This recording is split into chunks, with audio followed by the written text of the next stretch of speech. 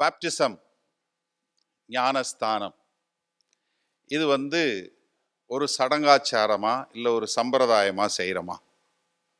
Are we doing it as a ritual, or is it a cultural thing, or is it a religious thing which we are doing? Why? What we are doing? Like, 5 of you are going to take baptism today. I'm sure that you had a shower this morning, and I'm sure that you will have one tomorrow. What is that? It's going to make a difference when you are going to do one here in front of everyone. என்ன ஆயிட போகுது? Except that you are going to get wet, and you are going to, all your clothes are going to get wet. அப்புறம் என்ன ஆக போகுது? ஒன்றும் ஆக போகிறதில்ல. There's nothing happens physically. But there is something phenomenal happens spiritually. ஆவிக்குரிய முறையில் நம்முடைய கண்களுக்கு புலப்படாத பல காரியங்களை ஆண்டவர் செய்யக்கூடிய ஒரு அற்புதமான காரியம். I simply put it across that baptism is an act of obedience. Nothing else. ஞானஸ்தானம் என்பது உங்களுடைய கீழ்ப்படிதல், தேவனுடைய வார்த்தைக்கு கீழ்ப்படிதல். ஏன்னா நிறைய பேர் என்ன சொல்லுவாங்க, நான் சின்ன பிள்ளையா இருக்கும்போது எனக்கு தண்ணி தெளிச்சிட்டாங்க pastor. They sprinkled water on me, so I don't have to do this again. It's gone through. But the scripture very clearly says, repent and be baptized. So today I want to share with you one of the things which happen in the Jewish life and how that links to our baptism today. ஏன்னா normal baptism message நிறைய preach பண்ணுறேன் நானே. So அதனால் today I will give an exposition from a different perspective. A non-Jew who wants to become a Jew, அதாவது ஒரு யூதன் அல்லாத ஒருவர் ஒரு யூதனாக மாற வேண்டும் என்று விரும்பினால் அவருக்கு 3 காரியங்கள் நிறைவேற வேண்டும். 3 things has to happen if a non-Jewish person has decided to become a Jew. Why? எதற்காக ஒருவர் யூதர் அல்லாதவர் நான் யூதனாக வேண்டும் என்று விரும்புகிறார் என்று கேட்டால், யூதகுல மக்கள் தேவனோடு வாக்குத்தத்தம் பண்ணப்பட்ட ஒரு சந்ததி என்பதை அந்த நாட்களில் வாழ்ந்த அனைவருக்கும் தெரியும். A Jew is a covenant people with a God. God will protect them, God will bless them, God will be with them. The God who took care of them as a cloud of fire and a cloud of in the wilderness, that he will be with them. So I want that God's protection. So people wanted to identify themselves with the Jewish people. They are known as a proselyte. அதாவது யூதர் அல்லாத ஒருவர் நான் யூதராக வர வேண்டும் என்று சொல்லி அவர் ஒரு பிரயாணத்தை தொடங்கினார்னா அவரோட பெயர் என்னவாக கருதப்படும்? ப்ரோசலைட் என்று சொல்லக்கூடியதாக அவருடைய பெயர் கருதப்படும். அப்படி பண்ண உடனே முதலாவதாக something happens. The first one, a proselyte has to go through one. It's called a millah. Say it with me, M-I-L-A-H, millah. Okay? தப்பா ப்ரொனவுன்ஸ் பண்ணாலும் பரவாயில்ல, ஏன்னா நம்ம வார்த்தை இல்லை தானே. நம்ம தமிழ் பேசுகிறவங்க இங்கிலீஷ் பேசினா வேறு மாதிரி பேசுவோம், லாட்வியன் இங்கிலீஷ் பேசினா அவங்க வேறு மாதிரி பேசுவாங்க, ரஷ்யன் பேசினா வேறு மாதிரி பேசுவாங்க. இதே ஆள் நம்ம தமிழ் பேச சொல்லுங்க, அவங்க தப்பாக தான் பேசுவாங்க. அதனால் ஒன்றும் கவலைப்படாதீங்க, சரியா? மில்லா அப்படின்னு சொன்னால் என்னன்னா, அதாவது சர்க்கம்சிஷன், விருத்த சேதனம் என்று சொல்லக்கூடியதாக தமிழில், ஆங்கிலத்தில் சர்க்கம்சிஷன். அதாவது ஒரு யூதன் அல்லாதவன் தான் யூதனாக வேண்டும் என்று வந்த உடனே அவனுக்கு மில்லா என்று சொல்லக்கூடிய ஒரு ஃபங்க்ஷன் நடத்துவாங்க. பிரைட் மில்லா இல்லைன்னா மில்லான்னு சொல்லக்கூடியதாக. அதாவது விருத்த சேதனம், அந்த ஆண்மகனுடைய உறுப்பினுடைய நுனிப்பகுதியை வெட்டி போடுவது. அதாவது ஆண்டவரோடு உடன்படிக்கை செய்வதற்கு ஒரு ரத்தம் சிந்த வேண்டும். அந்த இரத்த துளியினால ரத்தம் சிந்துவதற்கு ஆண்டவர் என்ன சொல்றாரு? நீ என்னுடைய பிள்ளை என்று தெரிவதற்கு அந்த காரியத்தை நீ செய்யணும், விருத்த சேதனம் பண்ணணும்னு சொல்லி இந்த காரியம் பண்ணணும். What is that? Circumcision. Don't worry, today you are not going to be circumcised. Praise God for that. Okay. But ஆனால் இந்த பழைய உடன்படிக்கையிலேயே இந்த சர்க்கம்சிஷனை பற்றி சொல்லும்போது ஆண்டவர் இன்னொரு சர்க்கம்சிஷனை சொல்றார். Deuteronomy chapter 10 verses 12 to 17. உபாகமம் 10வது அதிகாரம் 12 17 வரை. I will read it in English. Sister will read it in Tamil. Then I will share it on that. And now Israel, what does the Lord your God require of you? But to fear the Lord your God, to walk in all his ways, and to love him, and to serve the Lord your God with all your heart, with all your soul, and to keep the commandments of the Lord and his statutes, which I command you today for your good. Indeed, heaven and the highest heavens belong to the Lord your God, also the earth with all that is in it. That the Lord delighted only in your fathers to love them, and he chose their descendants after them, you above all people, as it is this day. Therefore, circumcise the foreskin of your heart, and be stiff-necked no longer. For the Lord your God is God of gods and the Lord of lords, the great God, mighty and awesome, who shows no partiality, nor takes a bribe. Amen. தமிழ்ல வாசிங்க sister. ம் ம் ம் ம்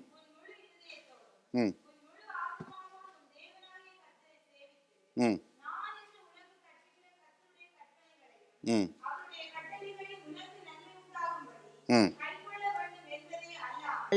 வேற எதை உன் தேவனாகிய கர்த்தர் உன்னிடத்தில் கேட்கிறார்?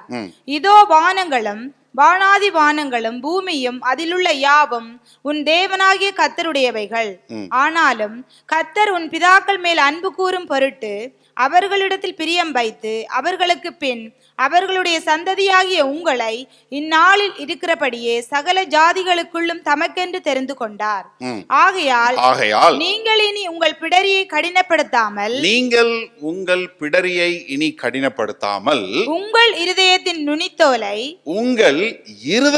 நுனித்தோலை விருத்த சேதனம் பண்ணுங்கள்.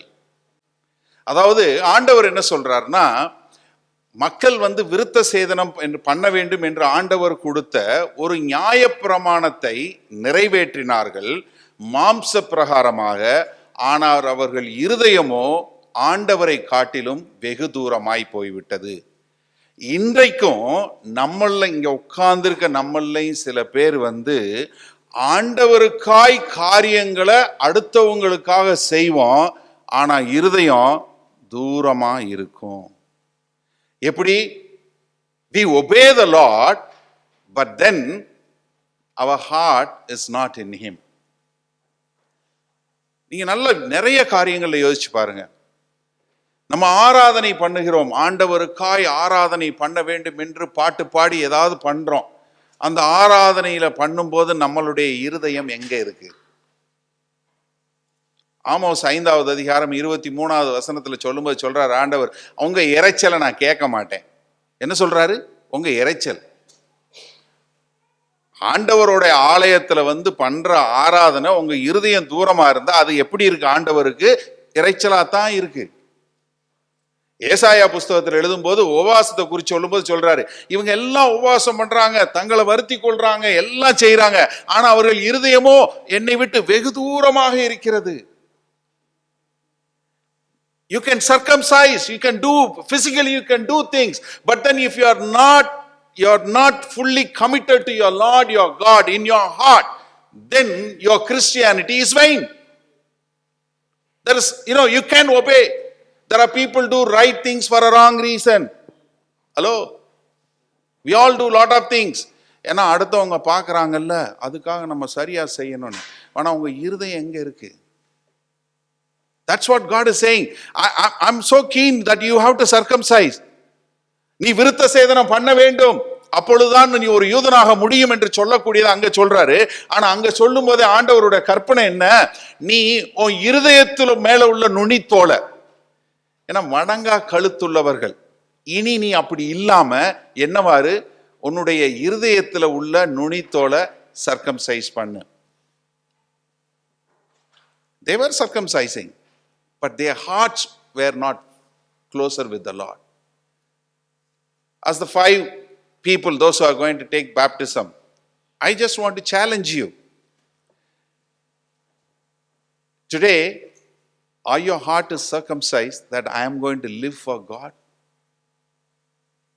In Luke chapter 9, Jesus says, if anyone has to follow me, he has to deny himself, take up the cross and follow me. 9:23, verse 24-25 says, if you deny before the men, I will deny you before the Father in heaven.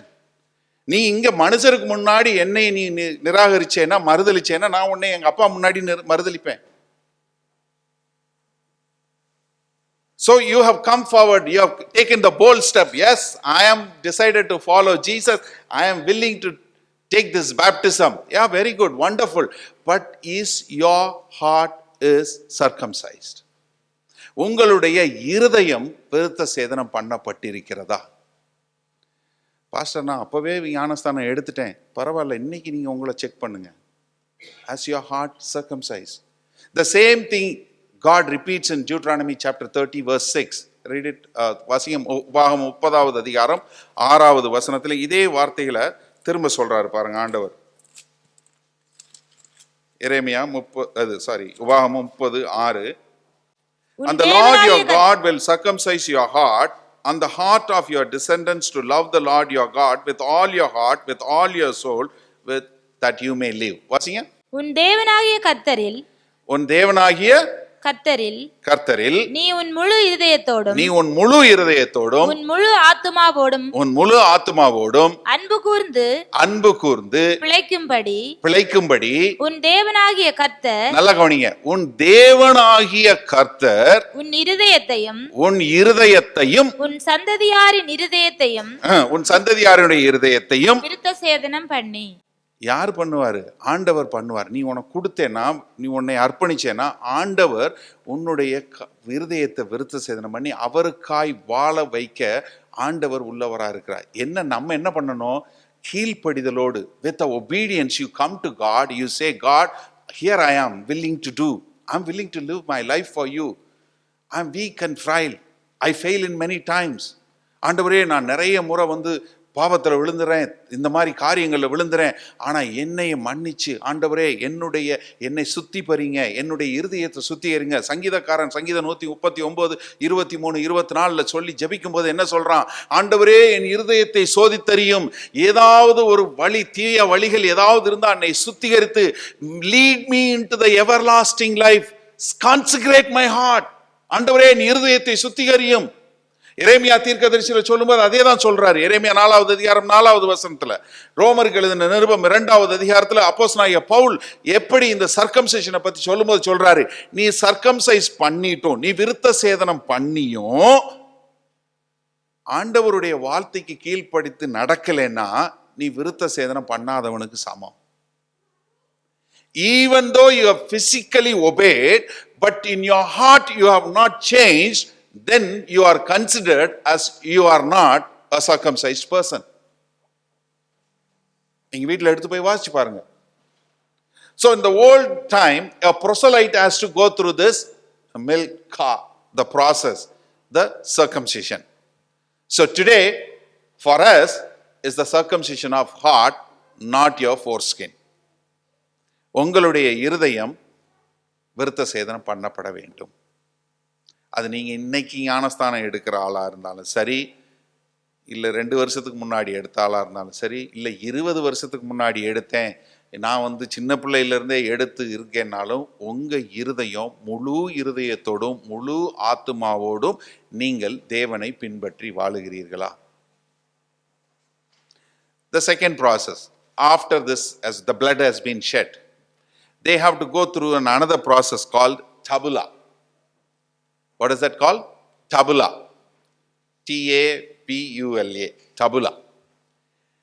The tabula processங்கிறது தான் baptism. அவர்கள் தண்ணீரினால் கழுவப்பட வேண்டும். proselyte என்ன, முதல்ல அவர் விருத்த சேதனம் பண்ணப்பட வேண்டும். அதற்கப்புறம் அவர் என்ன, இதே மாதிரி பழைய ஏற்பாட்டிலையும் ஞானஸ்தானம் இருந்துச்சு. அதனால தான் யோவான் ஸ்நானகன் ஞானஸ்தானம் கொடுத்தார். நீங்க மத்தேயு 3வது அதிகாரம் 6வது வசனத்துல பார்க்கலாம். யோவான் ஸ்நானகன் வந்து மனம் திரும்புதலுக்கான ஞானஸ்தானம் பெறுங்கள் சொல்லி. ஏன் அவங்க ஏற்கனவே ஒரு யூதனா சேர்ந்தவன் வந்து ஏற்கனவே ஞானஸ்தானம் எடுத்து தண்ணீர்ல போய் வந்தவங்க தான். இப்ப மறுபடியும் என்ன செய்யறாரு, you have to go through this process சொல்லி யூதர்களையும் அழைக்கிறார். He calling the Jewish people also to come, that you need to be baptized again, which is a very strange thing. You have to understand, a Jew is, he can say, I am already a Jew. I don't need to go through this tabula process. I don't have to go duck myself in the water because I am already a Jew. See, the problem when Jesus was here, why they were not able to accept the Lord Jesus Christ? They were saying, we are descendants of Abraham. நாங்க ஆபிரகாமின் சந்ததியார், நாங்கள் உடன்படிக்கையின் பிள்ளைகள், எங்களுக்கு என்னத்துக்கு ஞானஸ்தானம் வேணும், எங்களுக்கு தேவையில்லை. ஆனா யோவான் ஸ்நானகன் என்னன்னு சொன்னாரு, மனம் திரும்பி ஞானஸ்தானம் எடுன்னு சொல்லி. Which is not an easy thing for a Jew to hear. But there are people who went and they took the baptism. What is baptism? As these 5 people are today here, they are going to go inside the water. நாங்க 2 பேர் சேர்ந்து அவங்கள தண்ணிக்குள்ள உள்ள அமுக்குவோம். கொஞ்ச நேரம் பிடிச்சிருப்போம், மூச்சு எவ்வளவு நேரம் வருதுன்னு பார்ப்போம், போன உடனே வெளியே எடுத்துருவோம். We hold you until you can't move and then we will fill you up. No, I'm just joking.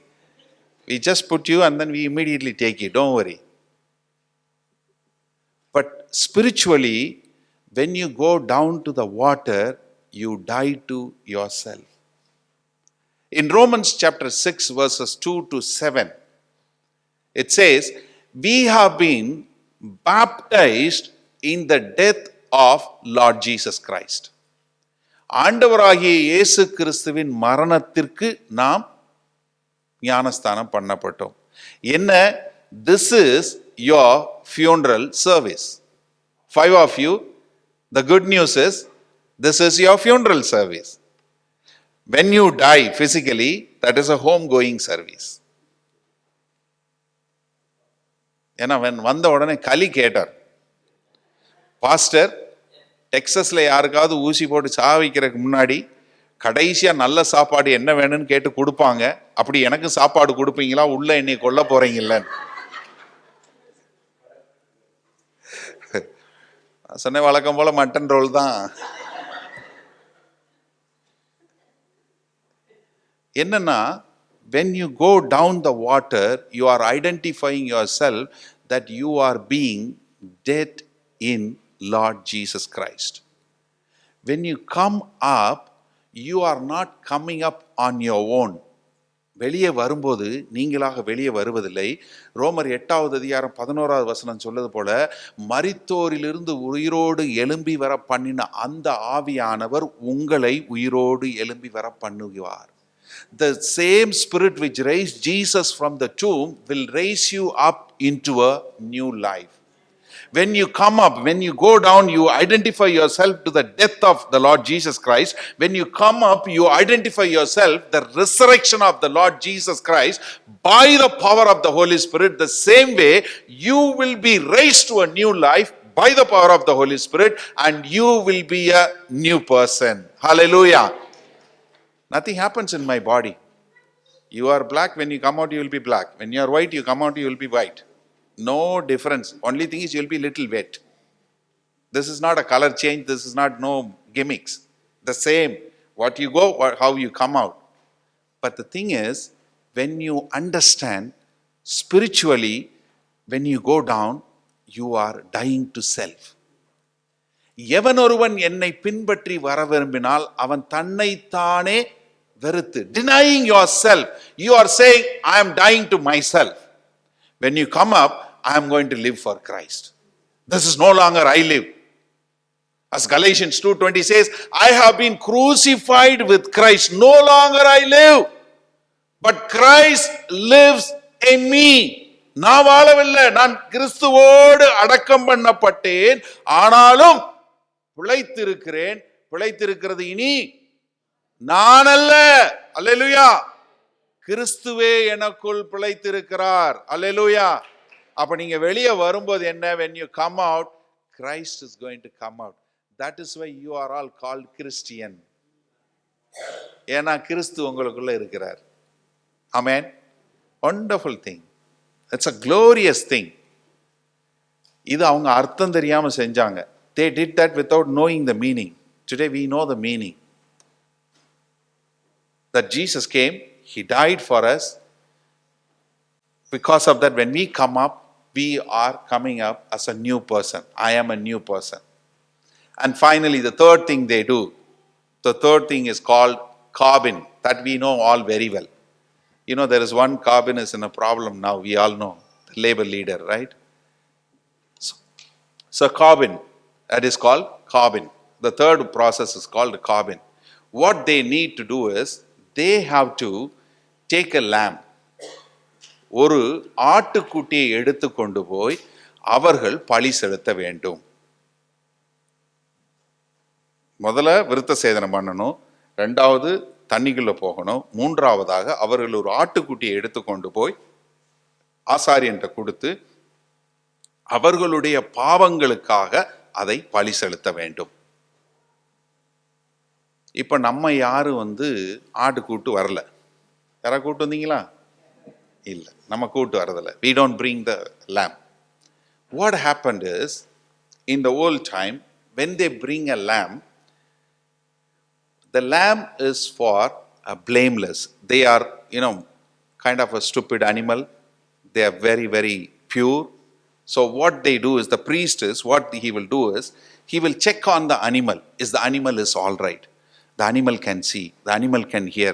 The animal legs are all right. There is no blemishness in the lamb. And then what he will do is, he will ask the sinner to lay his hands upon the lamb. யாரு ஒரு இந்த யூதனா மாற வேண்டும் வந்தானா அவன் ஒரு ஆட்டை கொண்டு வரணும். அந்த ஆட்டை கொண்டு வந்தவனே அந்த ஆசாரியன் அந்த ஆட்டினுடைய கண்கள் நல்லா இருக்கா, ஆட்டினுடைய காது நல்லா இருக்கா, ஆட்டினுடைய காலு நல்லா இருக்கா, ஆட்டுல ஒரு பழுது இல்லையேன்னு அந்த ஆட்டை நல்லா செக் பண்ணிட்டு என்ன சொல்லுவான், அந்த ஆட்டு மேல நீ கையை வையின்னு சொல்லி அந்த ஆட்டு மேல கையை வச்சு, இந்த ஆட்டினுடைய பரிசுத்தம் எல்லாம் உனக்கு வந்துடட்டும், உன் பாவம் எல்லாம் இந்த ஆட்டு மேல போயிடட்டும் அப்படின்னு சொன்ன உடனே the sinner becomes holy. அவன் என்ன, அந்த ஆடு பாவமாயிரும், அந்த ஆடு பலி கொடுக்கப்பட்டு விடும், நீங்க ஃப்ரீயா போயிடலாம்.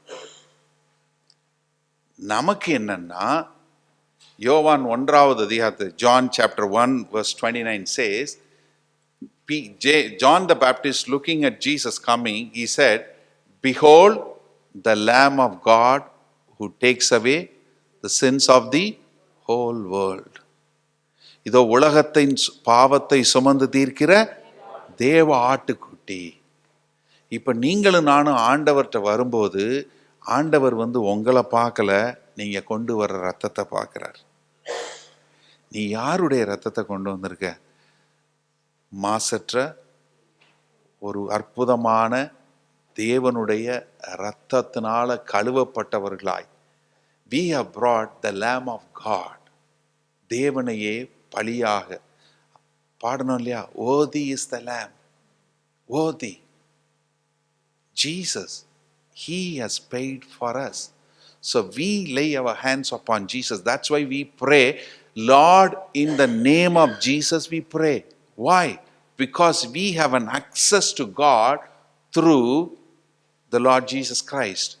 There is only one way to have access to God, that is by Lord Jesus Christ alone. There is no other way you can go to God. There is no other way.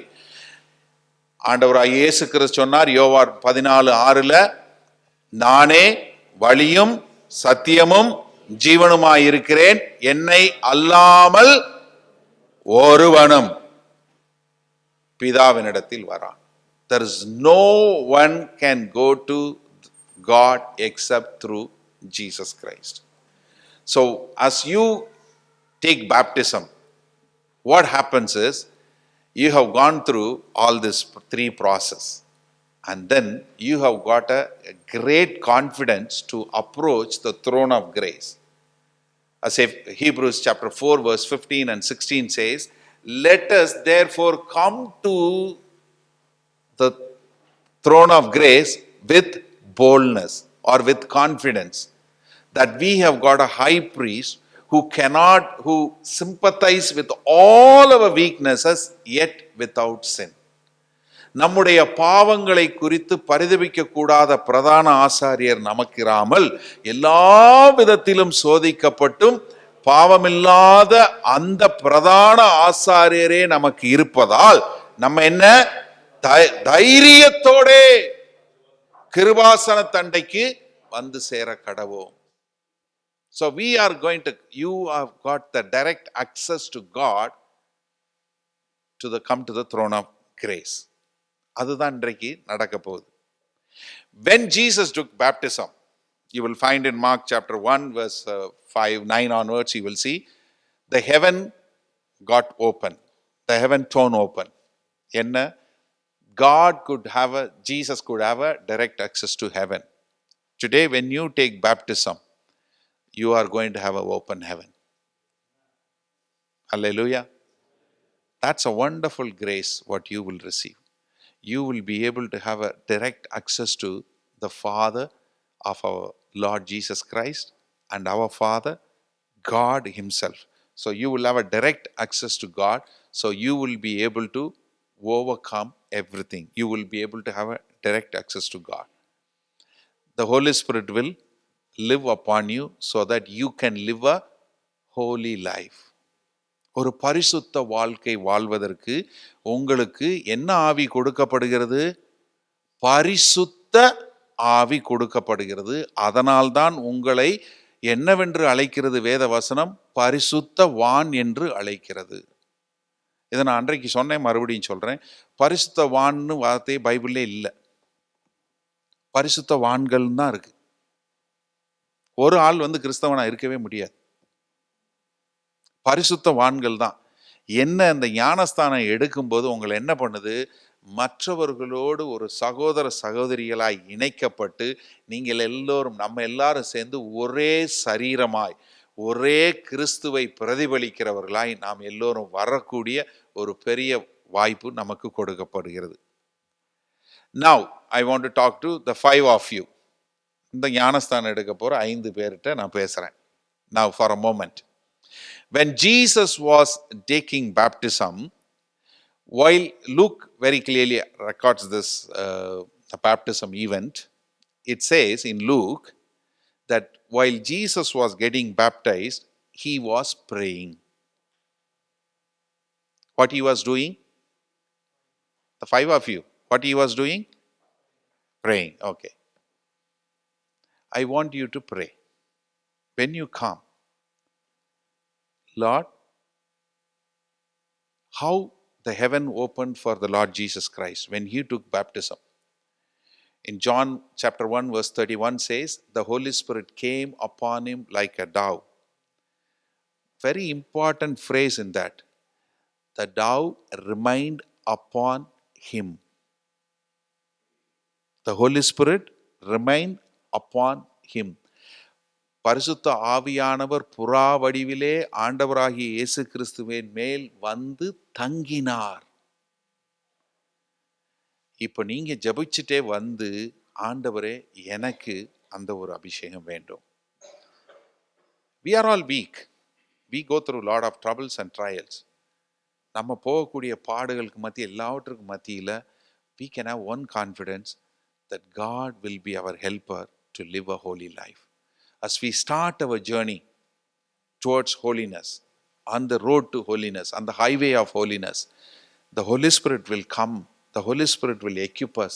The Holy Spirit will empower us so that you will be able to walk in His stature, so you will be able to reach out there. So I want you to take a moment to pray.